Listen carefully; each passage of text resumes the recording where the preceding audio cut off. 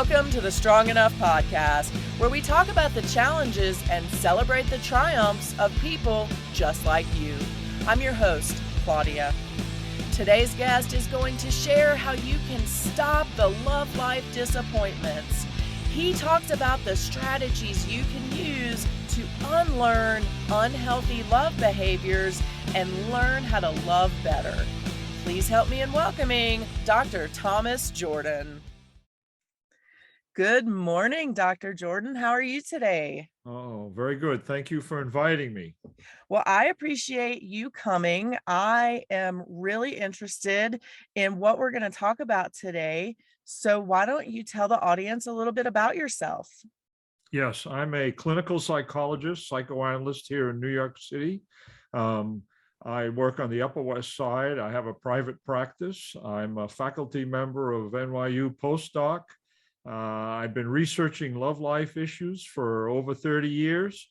I wrote a book, Learn to Love, Guide to Healing Your Disappointing Love Life in 2019. And I'm very interested in helping people figure out what they've learned about love relationships that's not working for them in their adult love life. I love that. And, I have to tell a little secret. So I have heard from some of our viewers and listeners that they are a bit afraid of therapists or psychologists or any type of psychoanalyzation. So that's why I'm bringing you straight to them. So there's no excuse anymore. How did you land on this topic and become so interested in helping others solve their love life? Yes, three things. The first one was seeing a lot of people in my office over the years who were struggling with love life issues. And so many of them were repeating patterns over and over again in their love life, things they learned earlier in life that they were unconscious of. They weren't aware that they had learned these things, and they were unhealthy and they were replicating in their adult love life. So I also realizing that these patterns don't change unless people become aware of them and begin the process of change. So I began to collect information and collect just observations of what was going on until some patterns started to become clear in my mind. The other thing is I changed my own love life. I spent a lot of time struggling with disappointment in my love life, realizing after my personal therapy experience showed me some of these patterns and I became aware of them. I made changes. I got married a year and a half later. I've been married for 27 years to my wife, Victoria, whom I work with in my private practice. Not as a patient, but as a colleague. I had to clarify that. 27-year therapy. That's right. Well, the other way around, but we won't talk about that, right? Yeah, right. I wanted to distill what I had learned in my own personal therapy, my own personal change experience, to see if I could write something that people could use in a book that would help them make change or become aware of the steps toward making change. And the third thing is this divorce statistic that's been hanging around forever and ever. And the latest rendition of it that I've become aware of, it's the 50% divorce rate for first marriages, 60 for second, and 73 for third. And when you look at that increase, you see that basically, I believe that what people are doing is they're making mistakes in their love lives, unaware, they're repeating them again and again and again. Unfortunately, until they reach a state of what I call resignation. Mm-hmm. And I'm aware that there's quite a few people at this resigned place, because at my blog, the Love Life Learning Center, I wrote a post once, living without love in your life. And boy, did I get a lot of commentary on that really helped me understand that there are a lot of people in that state of resignation where they've been hurt too many times and they figure love's too dangerous. Forget this. I don't want anything to do with it. And that's tragic. It's not only tragic that there was the hurt and disappointment to begin with, but when people swear off a love, it's too difficult, that's too hurtful, that's another tragedy. So something has to be done about this, I believe. I agree with you 100%. I appreciate so much of what you just said. We're going to talk about all that, but the first thing I want to ask you is how difficult is it for you and your wife to successfully work together every day? Well, you pointed out the important word, work together. And that has two meanings in your question. The first is that I work with my wife. She's a clinical social worker, a psychoanalyst. So she and I share a practice. So we literally work together. Mhm. But I also believe to have a successful relationship, you have to work together. And that's a big theme that I believe working on your love life involves being able to communicate with your partner about the importance of issues in your relationship, solve problems together, reach a point of compromise.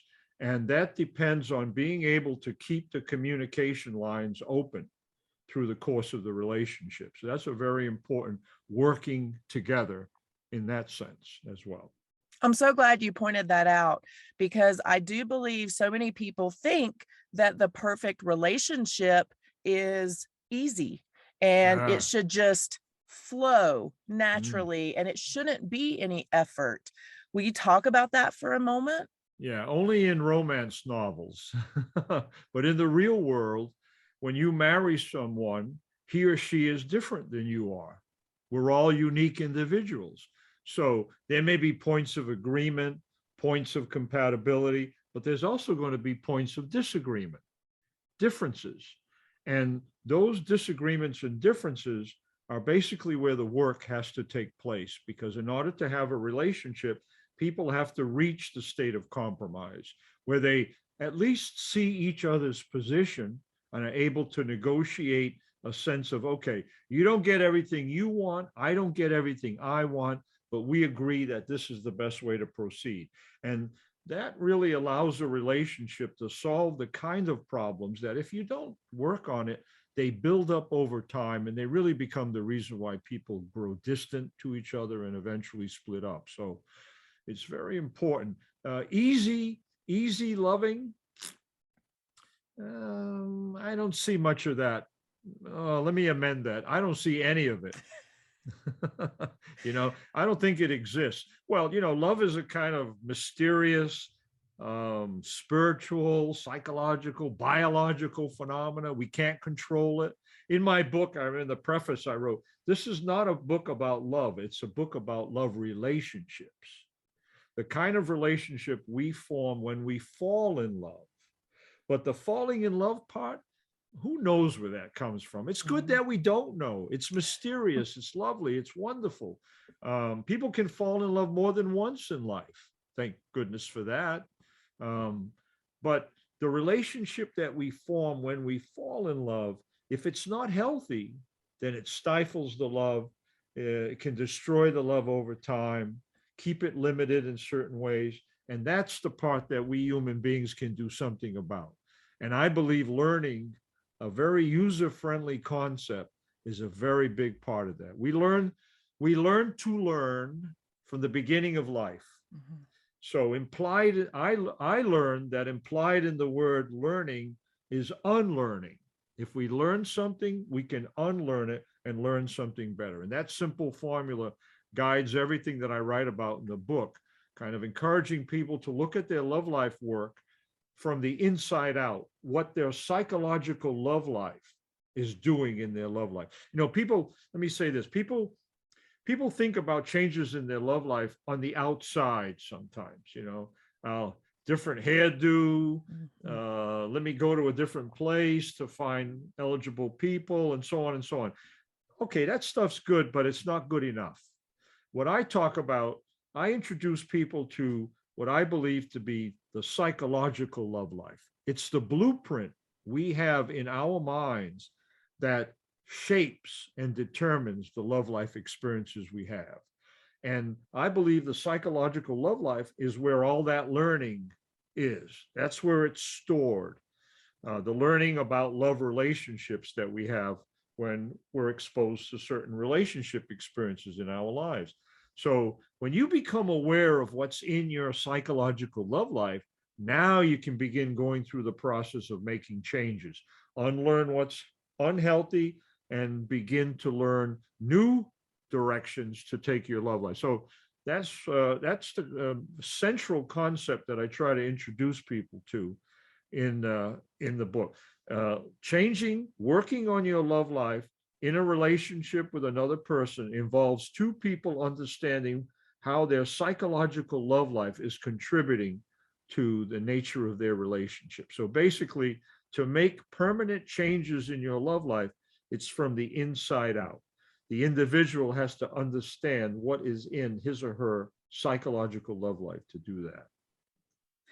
Where is that built? Does that start in our childhood as we are observing our parents or other people's relationships? Yeah, I define love life as any and all relationships involving the emotion of love starting from the beginning of life. When you emerge from your mommy's womb, that's the beginning of your love life because that's your first attachment. Mommy, that's the intense first attachment that launches your love life. And your love life continues till the end of life. So we can learn lessons about love relationships right from the beginning. And what's important for people to understand is love relationship is not just defined as romantic. Love relationship, love is an emotion that can show up in various forms in our relationship life. So we can learn things in our family of origin that affect our love life. I'll give you an example, extreme example. I saw someone in her early 50s many years ago who, in an initial interview with her, I learned that she grew up in a horrible circumstance with an aggressive, violent, alcoholic father who physically abused her mother. And I learned about the details of that from her in that interview. Then she began to tell me about her adulthood and describe 2 marriages and a boyfriend she currently has. All 3 men are, you guessed it, alcoholic and violent. And I, after hearing that, said to her, do you think there's a link between where you grew up and how you grew up and your current love life? And she looked at me like, and this is an extremely intelligent, very educated woman. What? There was no link. And that's what one of the first things we had to build was a link between what she had experienced earlier in life and what was being replicated, recreated in her love life. And I use the word repetition and replication to illustrate that these things can show up over and over again and replicate earlier experiences that we've had. But I also use the word recreate because I want people to understand that they recreate these situations, not to bug people about it, not to make them feel bad, but to empower them to make the changes. Because if I'm recreating the problems in my love life, once I become aware of that, I can begin to create healthier scenarios.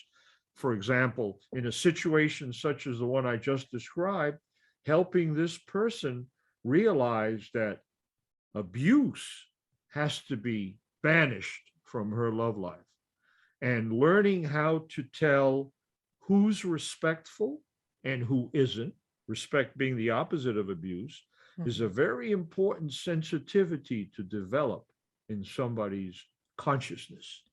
So the more conscious she becomes of who she's dating and how they're treating her, and that can become part of the therapy or part of the personal exploration and understanding that's developed, the more she can discriminate and say, no, this is the same kind of guy I end up with. He's out. This one over here is a respectful fellow. Let's take a look at him for a while and see if it's consistent. So that's the kind of support that a therapy experience can provide as people go through these changes and start creating a new direction in their love life experience. What I find so interesting about the statistic you gave earlier about divorce, and I did not know that. I knew the 50%, which is kind of thrown out there, 50% of marriages end in divorce. I did not realize that the second was 60 and the third was even higher than that. Most things that we do in life, we expect to get better as we do them. Uh-huh.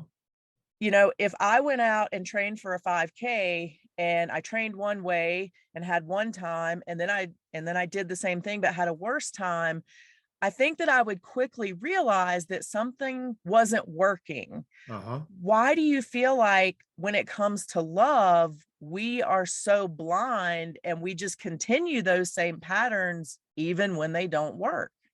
Um, because of the dirty word familiar. Mhm.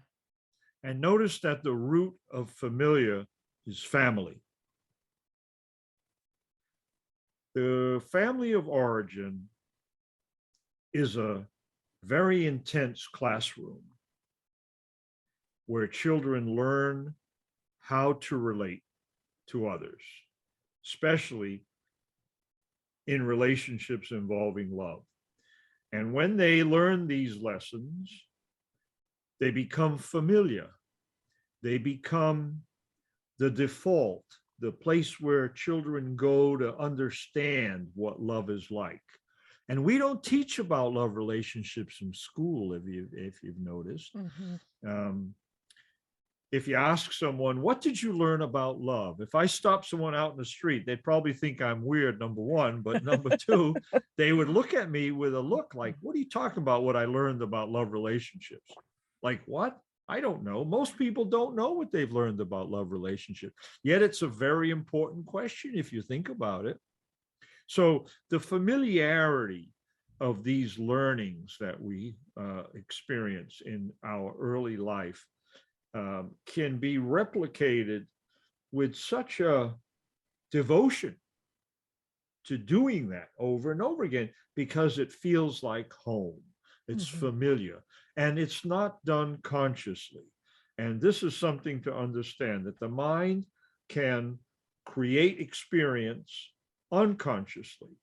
And that's a very important thing because so much of unconscious experience can be unhealthy. It can also be healthy too, by the way. I just want to make that comment. If you grow up in a home where mom loves dad and dad loves mom, and you see evidence of it, and you see them working out problems when problems occur, and people talk about their feelings and experience, you'd be learning a lot of great stuff about healthy relationship experiences. You'd be bringing that into your love life, and chances are looking for a partner that replicates that for you, with you. You'd kind of gravitate towards these people because that's what you've been familiar with.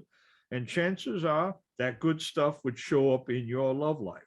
And even if it didn't, it might show up the second time around because it's ingrained, it's learned early. So I don't want people to think that is what you learn from your family of origin is just destined to be unhealthy. Not at all. And what goes along with that is that a lot of people recreate healthy stuff in their love life and they don't even know they're doing it. They do it because that's what they've learned and they're doing the same thing in their love life and it's not something they think about. Okay. But when it's unhealthy, that consciousness of what's going on becomes 10 times more important because it's my belief and my experience as a psychologist that teaches me that when it's unhealthy, the only way you're going to break that pattern is by using the power of consciousness. Consciousness is a wonderful asset. And when coupled with learning, it gives people the capacity to begin to challenge these things that we've learned. In my book, I talk about what I call the unlearning method. It's a 3-step method. The first being to identify consciously what these replicating patterns are, what we've learned. The second step is to challenge them, to disrupt them, to become aware very intensely that these things are unhealthy and they're derailing your love life. They're creating disappointment over and over again. And the third step is to become aware of how you might shift your love life in a new direction. And the new direction is oftentimes predicted by the opposite. If I grew up in an abusive home, I really have to practice respectful love relations.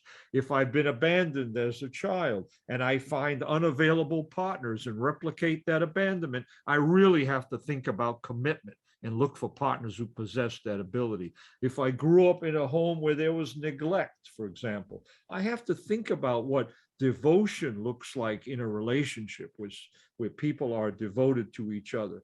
And there's in my book, I collected 10 unhealthy relationship experiences that kept showing up in my practice over the years. The kinds of things people were exposed to that they learned a lot of unhealthy things from. So the opposite of these unhealthy experiences gives us a little bit of a structure, a little bit of an idea of where the change could go in order to have a healthier relationship experience. So it's something to work on. We're back to the working on your love life idea. It always comes back to doing the work. Do you ever have to caution people, or do you see people who maybe take it too far to the other extreme? So for example, the person who dealt with abandonment and now has to work on commitment is maybe too clingy. I think too clingy is different than commitment. I'm going to separate out clinginess. There is an unhealthy relationship experience in my list called dependency. Dependency can be taught, that this is the way you are in a relationship. It breeds insecurity. It breeds a sense of neediness, right? And people, for example, you just touched on something that I dealt with. I grew up in a home where my mother had never really separated from her parents. They lived upstairs, and she remained dependent her whole life. So along with that dependency, she was controlling. In order to satisfy the dependency, she would keep the people she was dependent on under control. So I learned when I left home, I learned that eligible women were dependent and controlling. And when I went into a relationship, I either found a dependent, controlling woman, or I imagined they were when they weren't. That's how strong that lesson was in my mind. And as you could predict, I had one disappointment after another, because dependency and neediness are not healthy relationship patterns, and they end in breakups. People feel smothered in the relationship, or frustrated if you're dependent and the partner's not being as satisfying as you want them to be. So it creates a lot of difficulty, right? So that was the pattern that I learned. And I looked for that until it wore me out.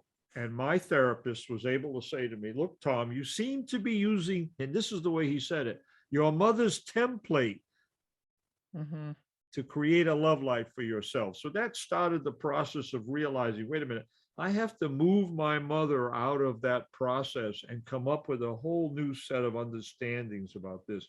And what I did in my life, interestingly enough, is I stopped dating. It was like, okay, wait a minute, I gotta go into a learning experience of some kind. This is not going to work. And I didn't have any sisters growing up, just 3 brothers. So I think I needed to do an internship to find out a little bit about female psychology, if you know what I mean. And so I had some really good best friends who were women during that time. This was middle to late 20s.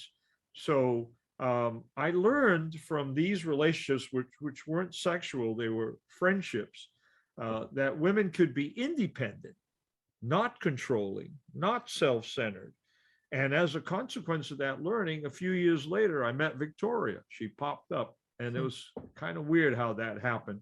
I think when there's shifts in your psychological love life, some kind of outside kind of aura or something. I don't know what it is. Your expectations change. What you're looking for changes. People you hang around with changes because something's changed on the inside of you, you know. I completely agree with you. And I've heard that a lot, that as you make the changes in yourself, you exude a different type Exude. I of like energy. that. So I completely agree with you. Osmosis, osmosis. There you Right. go. I'm a big fan of that. Right. How do people know when it's time for them to start working on their love life? Um, repetitive patterns. Uh, uh, the disappointing love life, if you think of it as a condition, has a lot of this replication and repetition in it. What that's doing is that's giving you a clue that something was learned and it's being reapplied over and over again. Um, so that's a little bit of insight there to see that and to say to yourself, okay, I'm doing the same thing over and over again. I'm finding the same kind of partners over and over again. Maybe it's time to sit back, take a look at my love life on the inside a little bit. What am I expecting in my love life? What am I looking for? It's so interesting that when you learn from these unhealthy relationship experiences, you learn to believe certain things. For example, if I grow up in a home where there's neglect and I enter my love life and I find neglectful partners, if you analyze deep down inside what my beliefs are about love relationships, you might find, I might say something like, relationships, they're always neglectful. Neglect is a part of love life. Wait a minute. You're saying that because you grew up in a situation where there was a lot of neglect. You've had neglectful relationships in your adult life. You're kind of resigned to the idea that neglect is part of love life stuff. You got to deal with it. And you'll hear people say that sometimes and you get them to focus on their love life. The other thing you learn is how to behave in a love relationship. And I like to look at the behavior in two ways. One is who you find to recreate this unhealthy relationship experience with. And the two parts come in right there. Who you find, you can be the one who initiates it. For example, I could find someone and I'm neglectful of her, or I could find someone who's neglectful of me, or both. I've met people who have set up neglectful relationships, and then the next relationship, they're neglected by the partner they pick. In other words, neglect dominates their love life, whether they're initiating neglect or whether the partner is neglectful. So it can show up in either one of those. We can unconsciously set up the unhealthiness in the love relationship or find someone who sets it up toward us. And again, we're back to the mystery. How do people find other people who will replicate the unhealthy stuff they've learned in their love life? Back to the mystery. Maybe you see evidence. Maybe there's a unaware kind of something that shows up that tells you, who knows? But if you look at people's love lives when they're unconscious of what they're replicating, like the example I gave earlier, you'll see repetition over and over. Different people, different circumstances, same issue. I have a person in my practice a while back who was abandoned by a parent and found unavailable partners over and over and over again. And she would say to me, boy, they looked available when I first met them. They looked like they really wanted a relationship. They were into me. I was really, but soon as we formed that so-called commitment, then the unavailability started, came to the surface. It left me thinking, did you see something about this guy at the beginning? And that's a hard one to come to terms with. It's like, no, I saw his hair was combed, he had money in his pocket, nice car outside, you know. What are you telling me? You're telling me that the guy is one of these men that I find who replicates this unhealthy thing that's been controlling my love life for so long? Yes. And so I would encourage someone like her to look at what happens in the first date. I'll give you another example of this. Another woman said to me, I'm always finding controlling men. So we were working on that, and this controlling pattern was replicated in her love life as well. So she told me, I inquired about one of the relationships and asking questions about it. And I asked her, I said, do you remember the first date with this fellow? And let's see if control showed up. So she said, no, I'm convinced there was no control. I said, all right, let's look together and see. So she described the, upscale restaurant, everybody dressed up, wonderful evening, flowers.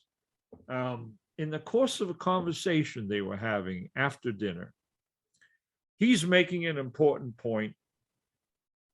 She says, excuse me, I have to go to the bathroom. He says, wait. Let me finish first.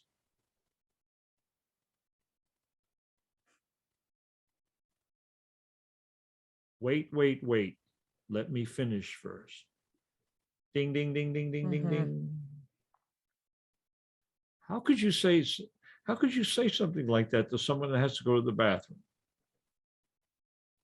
You're so focused on completing the story that you want her to wait, hold herself until you go to the bath, until you're done, then she can go to the bathroom. There's a little too much control in that interaction. So to focus on that and say, wait a minute, this happened in a first date, maybe that's going to give you a little clue as to what control looks like at the beginning when you first meet someone, at the time when you're trying to decide whether this is someone you want to continue seeing and so on. Stuff like that, which builds a sensitivity that people can use to determine who's who when they're meeting people, That is so interesting to me, because as you were telling that story, I was thinking about kind of the first date I had with an ex who ended up being very abusive towards me. And I realized that in that first date, he ordered a bottle of wine for us, but he never asked, did I like red wine or white wine? Did I want wine? Any of that stuff. And yep, there it is. Yes. And I never thought of that before until you were just saying that. And I was like, wow, that was an inkling of the control. It's so interesting. Yes. And control can break down into abuse. Because if someone's agenda psychologically, and he has whatever learning he was exposed to, he learned that control is the way to be in a love relationship. So he's practicing what he learned, probably unconsciously. It doesn't excuse it to say it's unconscious. It's still the type of practice that can hurt people, can result in a damaged love life. But just to point that out. So, and control is something that if people don't succeed at control, it's common for some people who are controlling to enter the abuse part as a way to make control work, to scare people into being controlled. Because abuse, the emotion, in my book, I talk about the feelings that these unhealthy relationship experiences create that'll help people identify them. Abuse creates fear, and fear shows up a lot when abuse is being recreated in the love life. Control creates the feeling of being trapped. You have no choice, no input. You're being dominated. That's another newer unhealthy relationships. I keep seeing them, and I keep adding. I have 12 now. In the book, I talk 10, but I've added two. I've added intrusion and dominance. Those are two other relationship experiences that people can practice unconsciously that end up badly in love relationships as well. One of the things that I hear a lot from our viewers and listeners, and then just friends of mine, is they feel like they just can't be loved. They have experienced bad relationships and they just say, you know what, maybe just love isn't for me. What do we say to those people? How do we get them to understand that they do deserve love? Yeah. When a person says to me, I can't be loved, the first thing I think about is they're entering the state of resignation because of a pattern of disappointment they're not aware of. When that pattern of replicating disappointments that we're talking about gets to the point of saturation, like it's just too much, one of the conclusions people can reach is, I'm not lovable. No wonder. Wrong. You're not conscious. You're lovable because you're human. You're not conscious. You've learned something unhealthy. You're replicating it. As a consequence, your love life is never launched in a healthy manner. And now you've reached the unhealthy conclusion that you're not lovable. So breaking up that belief is important so that the person can understand there's something you can do about your disappointing love life. You can begin to become conscious of what you've learned from the relationship experiences you had in your life, so you can begin working with that learning and reach the point of being loved. Because if you are aware of what you do in love relationships that's unhealthy, you can change that because it's learned. You don't come into the world unlovable. Babies aren't born unlovable. Quite the contrary. They're cute. Mother Nature gives cute to the little ones so we adults can fall in love with them. She's very interested in her infants being loved, you know. Yeah. That is very true. And that made me think of puppies and kittens as Yeah, well. oh, they got also it too. very Absolutely. cute. Mother Nature's something else, boy. Super smart. Everything's small. Everything's small. Yeah. So what is the first step these individuals can take other than picking up your book, which is probably a great first step? But when they say, okay, I feel like I'm not lovable, but I have heard Dr. Jordan say, yes, I am. So I have work to do. What is step one? Step one is to believe it's possible to work on your love life as an idea. That's different than resignation. Opposite of resignation is there's nothing I can do. I just have to believe that I'm unlovable in order to answer the question, why is this happening to me over and over again?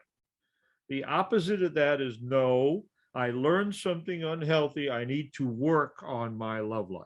Work meaning become aware of what these unconscious things are and how they dominate my love life and how I can unlearn them to learn something better. So in effect, I'm taking control of my love life.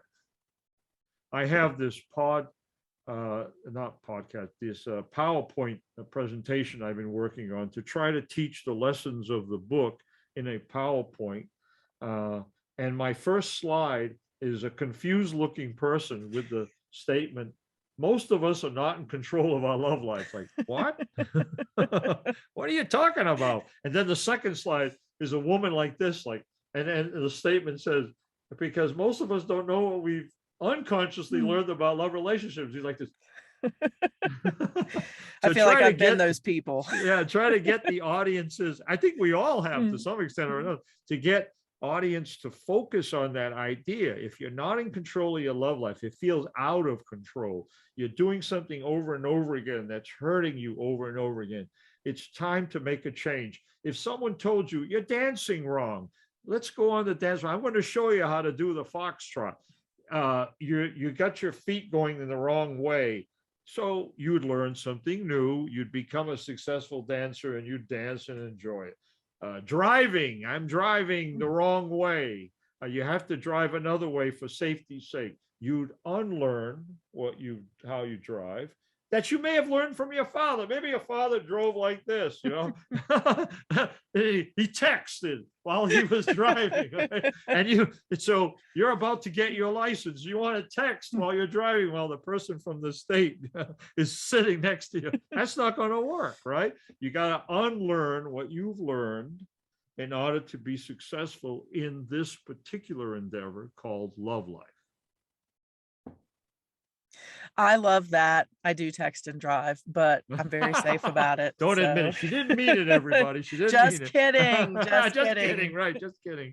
Well, I always say, when I was a police officer, you had to do 29 things while you were driving. So you had to drive, you had to read your computer, you had to talk on the radio, you had to talk on another radio. Right. So Right. just texting, I mean, that's just one little thing. So simple. Right. Well, you have an excuse. As a police officer, you're excused, right? Awesome. Awesome. I got the free pass. Yeah, right. Dr. Jordan, tell me just one general piece of relationship advice that you would hand out to the masses. When people ask me, what do you think is the most important thing about relationships? I say communication. Communication is the most important. It's also one of the most difficult. And I'm not just talking about what kind of groceries we need. I'm talking about communication about our relationship. That's the topic area that I think people need to become more comfortable with.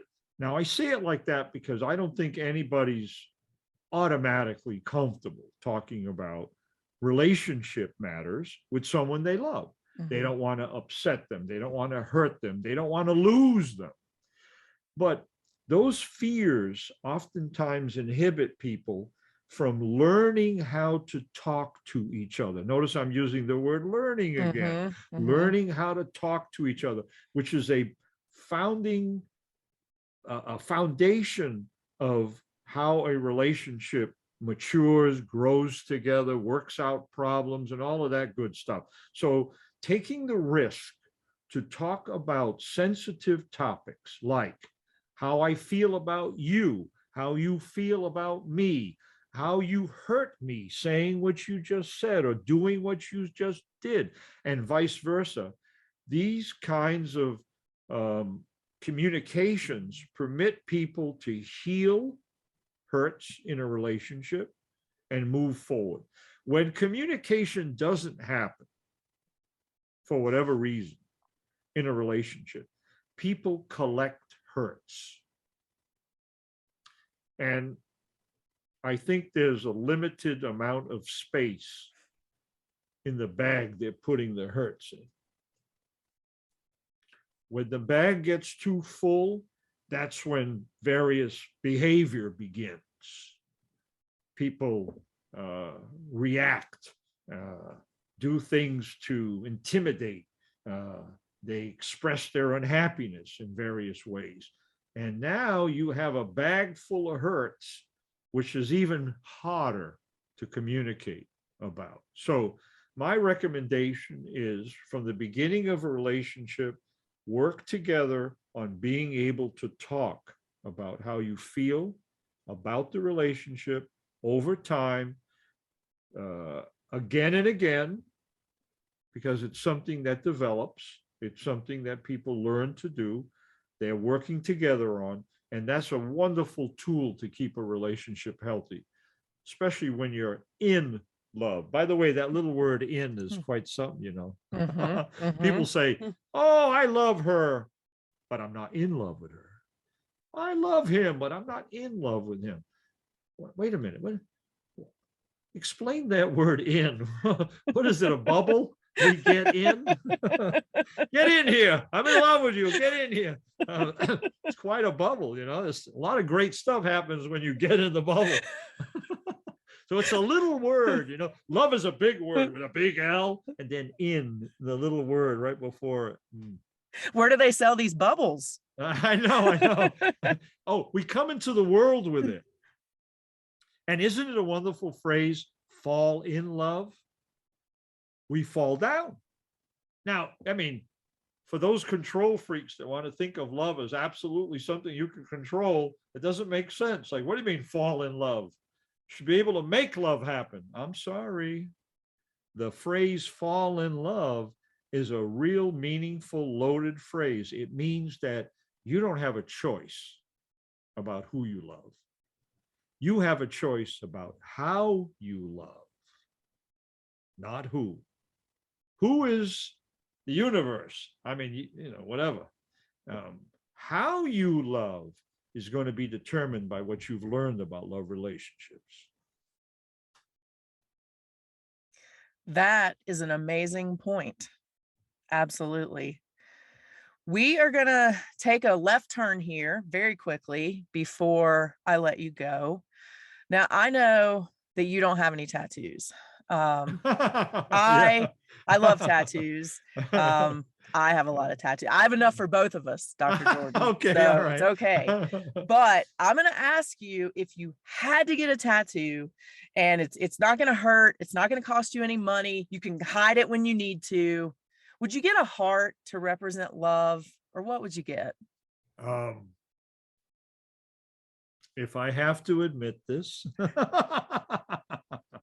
and I've never thought of this before, I would get a heart with the phrase in love. I like it. I like it a lot.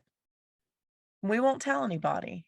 Our secret. Yeah, except the millions of people that will listen to this. Other than them, no one will know. And I'll never admit where it is either, by the way. That will be just for you and Victoria. There you go. There you go.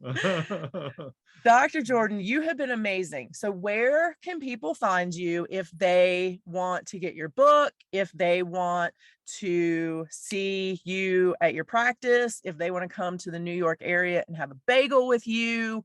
Where can people find you? I'm online at lovelifelearningcenter.com, and there's a lot about my wife and I on that blog. My book is available. It's a self-published book. I won 5 book awards with the Love Life, Learn to Love, Guide to Healing Your Disappointing Love Life. So I'm very happy. I didn't expect that this little book would get the kind of little buzz it's gotten. So, and I'm very gratified about it, because for people to use it as a guidebook, which was my intention, a real easy to read, short, to the point guidebook. So it's available on Amazon, Barnes and Noble, other book sellers.